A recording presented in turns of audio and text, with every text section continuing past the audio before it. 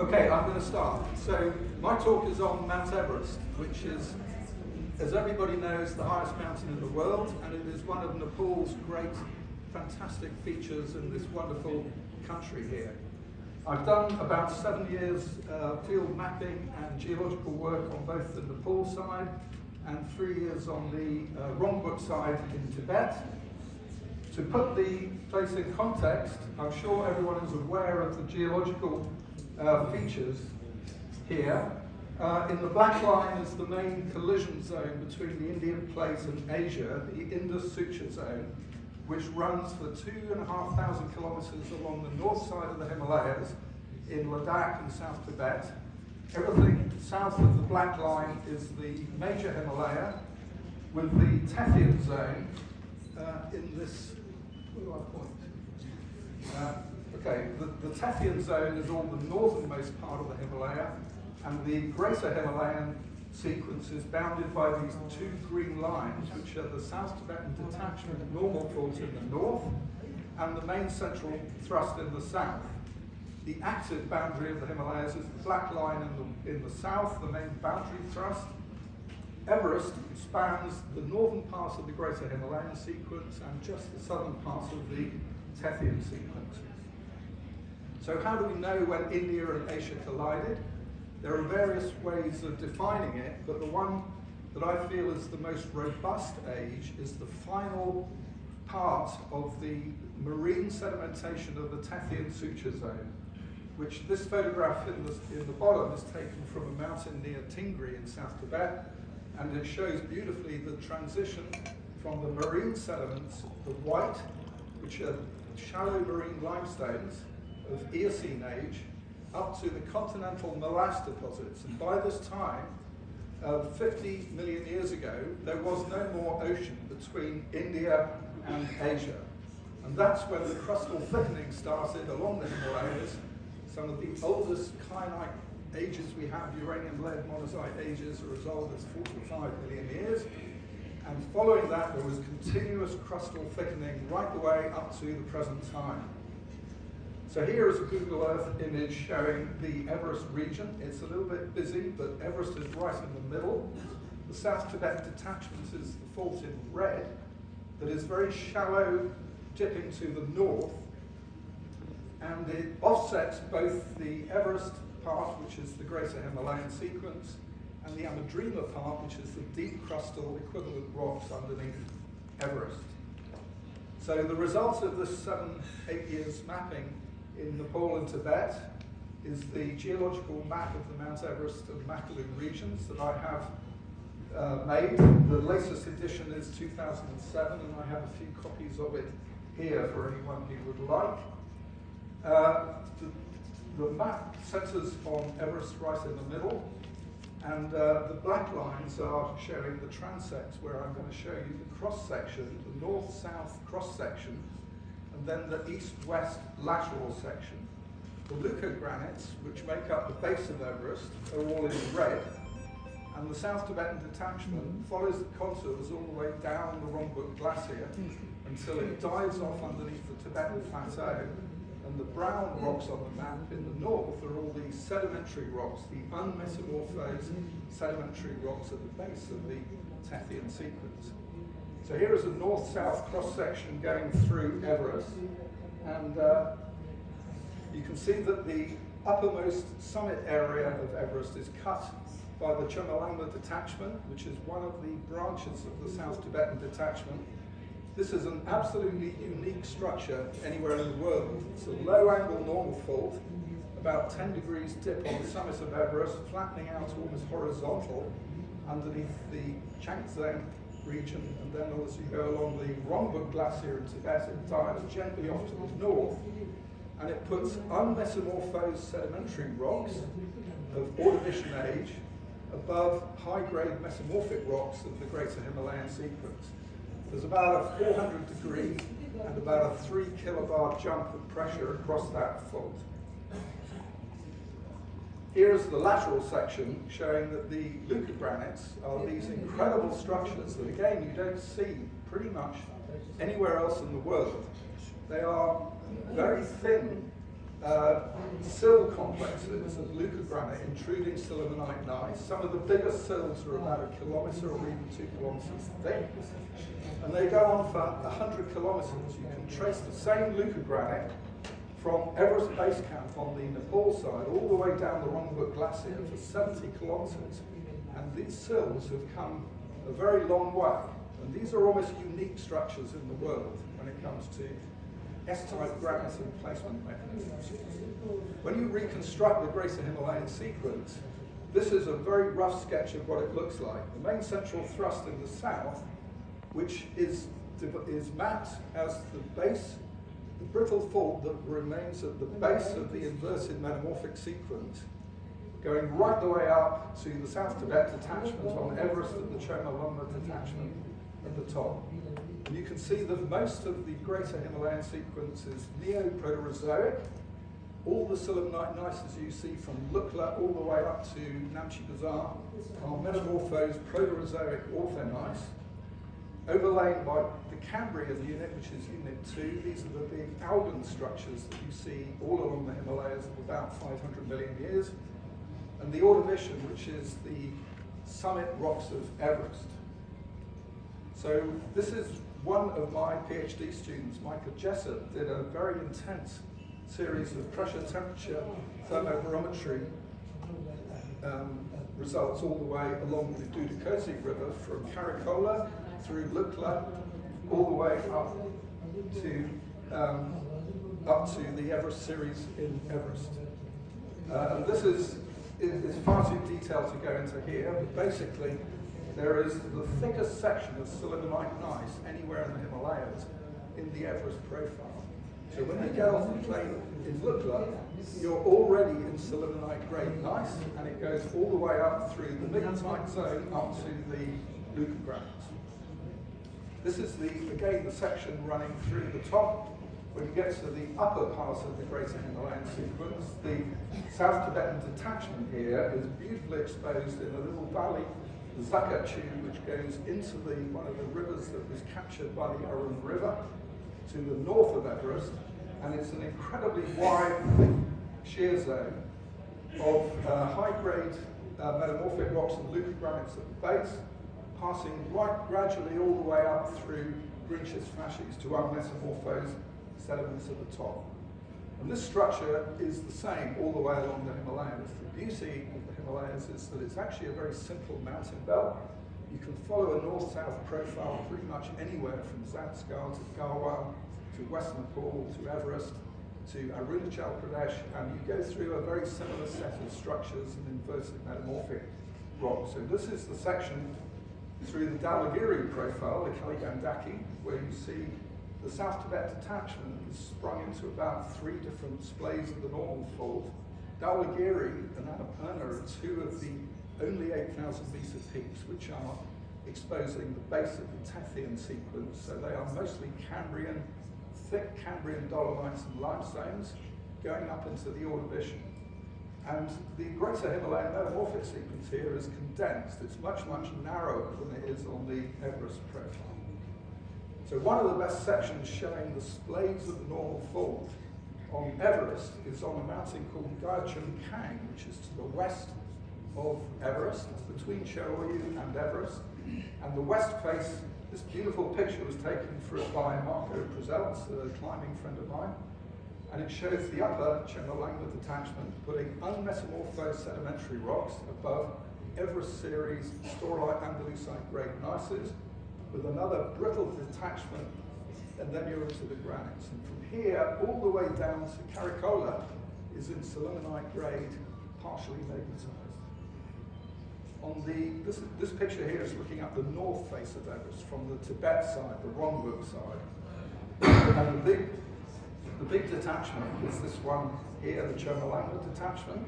This puts upper Cambrian and lower Ordovician rocks at the summit ridge of Everest over the yellow band, famous yellow band, which is composed of Cambrian calc-silicates, probably deposited about 510 million years ago, but they're now metamorphosed into calc-silicates at 3 or 4 kilobars, 400 degrees centigrade. And then you go down into the Everest series, where the metamorphic isographs are right way up, with a sudden break at the top along the Chomolungma detachment. This is the main climbing route up Everest through the Western Cone. So the Everest base camp on the Nepal side is just down off the picture to the lower left. And it shows the Everest leucogranites, which are, they're not cut by the falls as you see in Gaochun Kang, but there's a fold right above it, which puts Everest series rocks over the leucogranites and the gneisses. The South Col, 7,900 meters, is off to the right, and the main climbing route is up from the South Col to the summit. Whoops, this is going crazy. Ooh, what's happening? Okay, so the stratigraphy of the upper part of Everest is actually quite well known, and it's very comparable to the stratigraphy we see in the Cambrian Ordovician, both in the Zanskar Valley, Spiti, Bahul, all the way along the Himalayas. Now that has gone a little bit crazy, but these are thin sections. The photograph on the left was actually collected by Ed Hillary on Summit Day, 1953, 29th of May. That rock is clearly a sedimentary rock. It's a limy mudstone, and it's full of little artifacts of fossils. Crinoids, trilobite fragments, all sorts of things in there. The rock on the left, on the right, is the yellow band. It was collected by Charles Evans a few days before on the first attempt. And this is clearly a metamorphic rock. This is one of the marbles, metamorphosed at about 400 degrees centigrade. So we have about 25 samples from the summit rocks of Everest back in Oxford, and they're all full of little fragments of fossils. These are crinoid ossicles.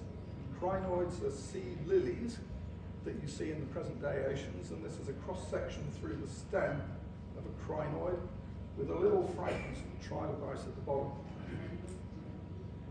Sorry, this is really not working properly. Okay, so beneath the summit, you have the Chomolungma detachment, the yellow band, and then you're into the Everest series. And below the Everest series is this incredible network of leucogranites. These are garnet, muscovite, tourmaline-bearing leucogranites, which are 100% crustal melts. They have hugely high strontium initial ratios. They're produced by partial melting of a black shale, probably the Neoproterozoic, what we call the Hymansa complex in the west. And you can see the bottom part of Lingtran. Lingtran is just next door to Everest Base Camp on the west side. The upper part is a huge sill. It's over 1 kilometre thick, and it contains xenoliths of the sillimanite gneiss. The bottom part is a layered sill complex intruding sillimanite gneiss. Again, just around the corner from Everest Base Camp, on the way up, you see this beautiful view of the west face of Nuptse, which is part of the Everest Lhotse-Nuptse Ridge. And this leucogranite we've dated at 18 million years of uranium-lead zircon. It has older phases to it, and it's underlain by a ductile shear zone, the Nuptse ductile thrust. Right across the valley, there's this fantastic mountain, Amadablan. Everybody climbs it from the south, but if you go around to the north side, there is this spectacular outcrop of one of these Everest leucogranite sills coming up at the bottom, dated at 21 million years, and it shows little veins, dikes, intruding magma up to the uppermost sill complex, which underlies the Lhotse detachment and extends all the way down the Rongbuk Valley through Changxi. This picture here is taken by a friend of mine from the summit of Everest, looking straight north down the Rongbuk Glacier. And you can see the Lhotse detachment, the Chomolungma detachment goes for at least 75, 80 kilometers from Everest to the north. And you can map this in intricate detail. So my map extends down to the northernmost part of the Chomolungma detachment as it disappears under Tibet.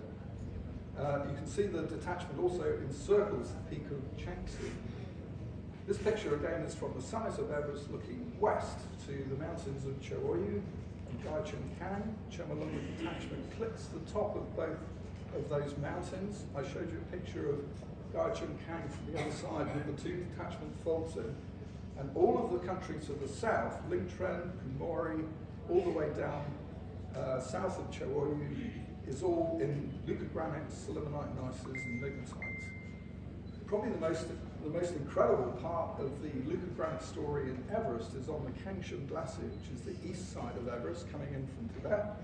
This is in the core of the Himalayan melt zone. And you see these amazing rafters. There's rafters the size of this room, some the size of this hotel, surrounded by the main Everest leucogranite. And we've dated the various parts of the metamorphic story, which go back to 39 million years, to 20, and the main leucogranite age is 2016. And the youngest leucogranite ages, this has got a mind of its own. The youngest leucogranite ages are exposed in the northern part of the Rongbuk Valley. So here is my colleague Rick Law, who I've done a lot of this work with. Rick's a structural geologist. He looks at the strain and fabrics all the way along there. And a lot of this work was done with our two students, Michael Jessup, who looked at the pressure temperature thermobarometry, and John Cottle, who did a lot of the uranium lead dating of the granites, both zircons and monazites. And these profiles here are taken from Hermit's Gorge, which is very close to the advanced base camp going up the Rongbuk Glacier. And you can see the early leucogranite sills within the sillimanite gneiss are cut by this later set 3. So the youngest granites we see in the Rongbuk are about 15.4 million years. Here's another close-up of that same outcrop. This outcrop we pulled apart by dating every phase of leucogranite coming out. And all of these leucogranites are truncated at the top by the brittle fault, which cuts everything and puts sediments above these rocks. This is another outcrop here showing the set 1 sills, some of which are isoclinally folded within the sillimanite gneiss, cut by the set 2 dikes, which are relatively undeformed, and the whole lot is cut by the set 3 dikes at 15.5.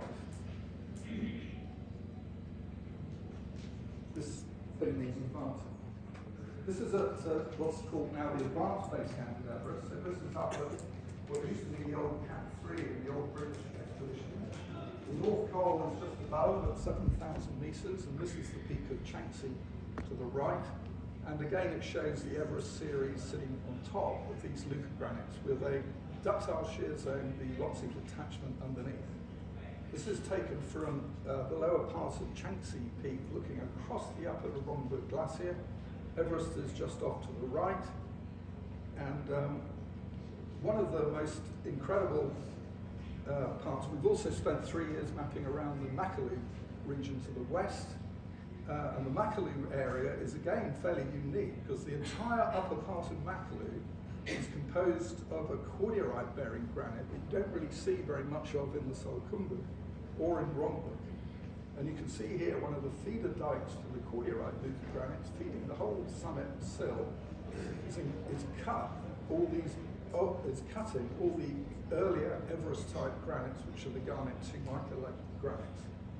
So just to give you some idea of the complexities of leucogranite intrusion, this is a boulder, a single boulder, somewhere on the upper Barron Glacier on the south side of Makalu, which shows 6 phases of leucogranite, each one cutting the other one.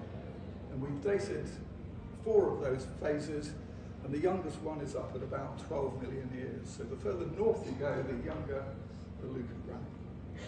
But they are incredibly complicated rocks. So to put this all into a model, this is the model of channel flow, which was actually contrived back in the late 80s by structural mapping, combined with strain work, the sort of work Rick Law and Michael Jessup do, looking at quartz fabrics all the way through. And both the main central thrust and the South Tibetan detachment are faults. You can only define them on strain, on structural criteria. You cannot use stratigraphy, you cannot use detrital zircons or isotope work to define a fault, because faults cut up and down stratigraphy. So when you look at the metamorphic story of the Greater Himalayas, you see below the shear zone at the top, the South Tibet detachment, you have a right way up series of metamorphic isographs. which are all condensed into a huge ductile shear zone. And this is apparent for at least 2,000 kilometers along the length of the Himalayas, at least from Zanskar to Bhutan. On the south side, you have the main central thrust. There's been a lot of arguments about the main central thrust. Again, you can only define a thrust fault on strain criteria. You cannot define it on stratigraphy or detrital zircons or anything else. They give you information about stratigraphy, not structure. And as we've seen, you have the same rocks in the footwall and the hanging wall, the Neoproterozoic gneiss along the main central thrust.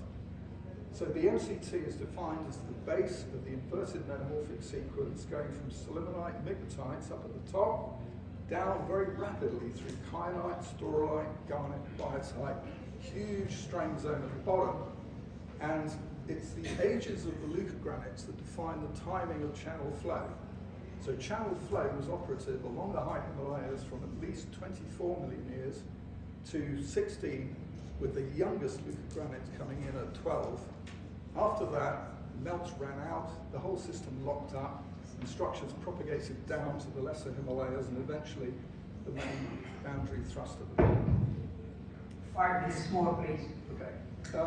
So to explain the low-angle normal fault of the South Tibet detachment, this is again an incredibly interesting, really unique structure.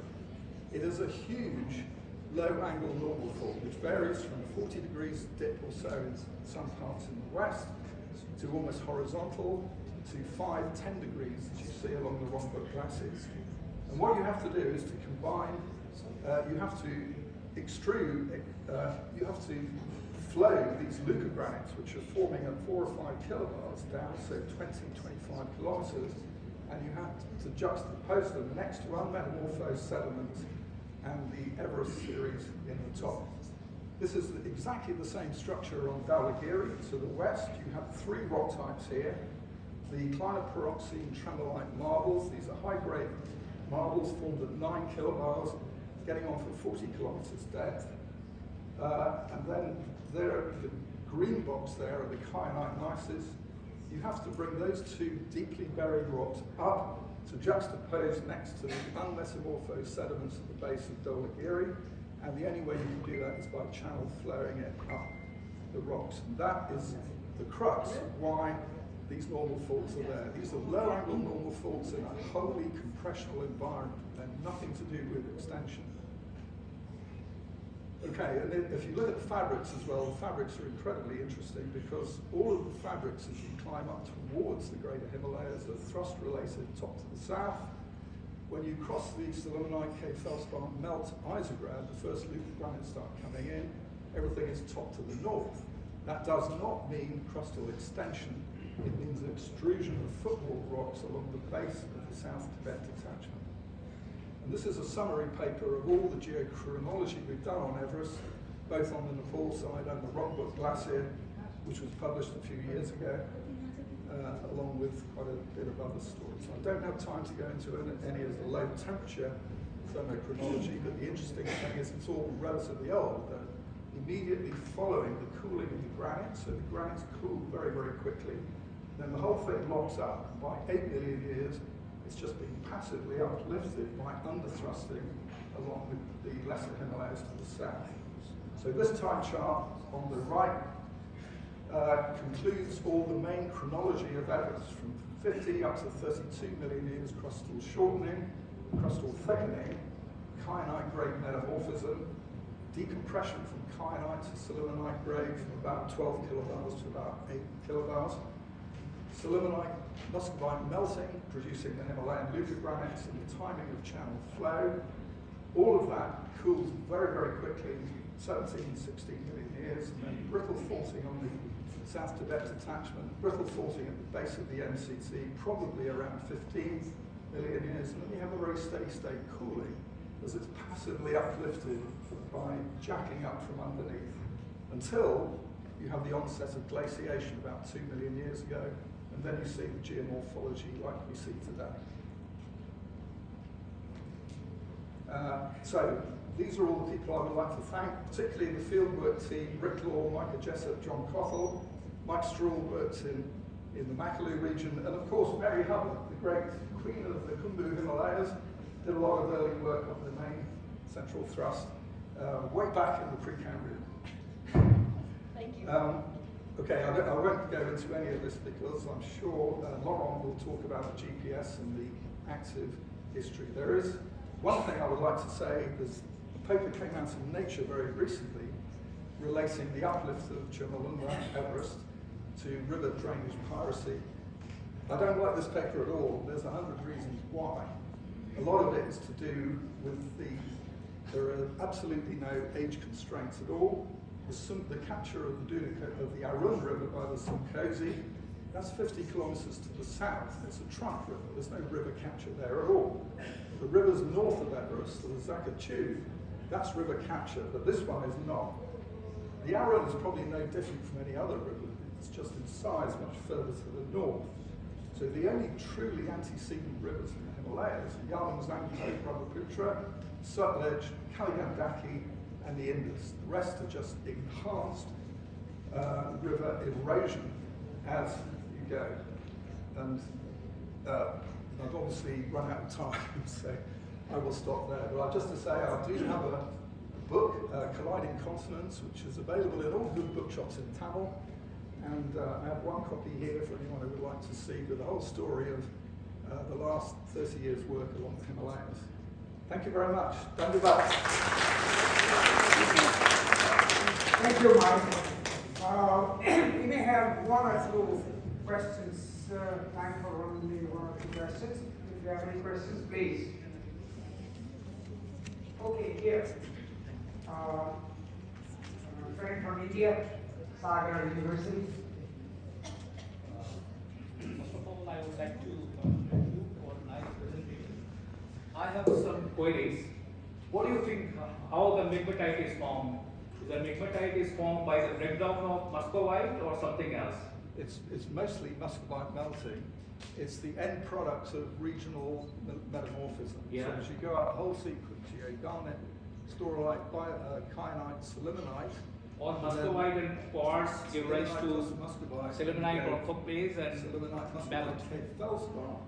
As soon as that comes in, you're into the melting zone. That's where the movement And another query is there. You have mentioned garnet, biotite, tourmaline, lithogranite. Yeah.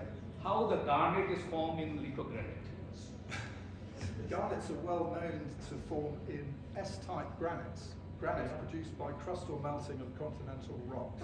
They never occur in I-type granites. Yeah, I Same know with the that. mineralization. Yeah. Well, garnet is a mixture of iron, manganese, magnesium, calcium. You have all those elements in the Himalayas.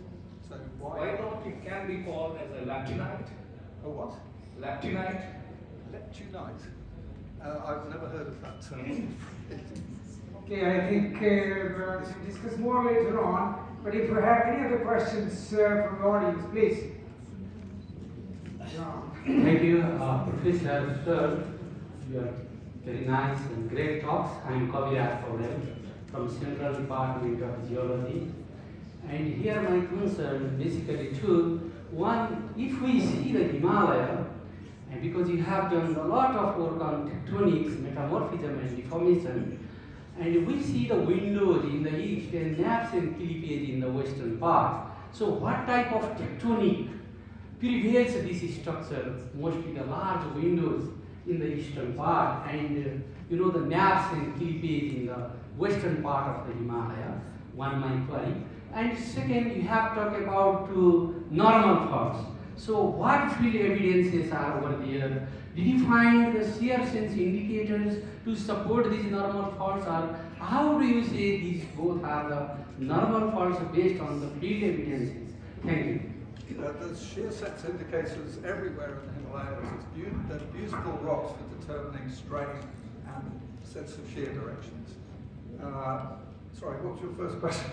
Yeah, about the naps and Oh, the naps. windows. Okay, well, the whole Lesser Himalayas is just a standard fallen fold thrust belt. These are very common in all mountain ranges, and they generally start with fallen propagating thrusting. So the thrusting starts off in the Indus Sutra zone through the Tethyan series, the Greater Himalayan during the late Eocene up to Miocene, and then when all the channel flow stops and the metamorphism ends in the greater Himalaya, structures propagate down to the lesser Himalaya. So in Langtang, for example, the metamorphism decreases in age as you go south, and then the whole of the lesser Himalaya are folded. So you have the Kathmandu syncline, which is underlaid by thrust, and all of the windows are formed by late-stage folding of the lesser Himalayan naps. The early structures are all beautiful fold naps, and the later structures are gentle folds that you see like in around Kathmandu. Picture? Okay, last question, please, Dr. D.P. Adhikari. Thank you. I'm T.P. Adhikari from Trivandrum University. I thank you very much for your comprehensive presentation. So my query is, looking at geology, physiography, topography, the eastern part of Nepal has higher exhumation. For example, most of the higher peaks are located from Dhaulagiri eastward, and there are some eclosites in the Arun Valley. Therefore, how do you explain the exhumation in the eastern Nepal and western Nepal, and what are the reasons behind that? I don't think there is a huge difference between east and west Nepal. The difference is all in geomorphology, glacial erosion, very young metamorphism. But there is no real difference in ages or strain anywhere along the Himalayas. I can show you identical sections from this in India, Zanskar and Lahore. And so the reason that you've got big mountains in Everest show you, they're just a little bit higher than the rest. It's no big deal. And this is the point of that nature paper. They had a completely unconstrained uplift of 15 to 50 meters of Everest by a river capture that happened 50 kilometers to the south. This cannot be correct. Thank you. So, thank you so much, Mike, for your talk. Now we go to the next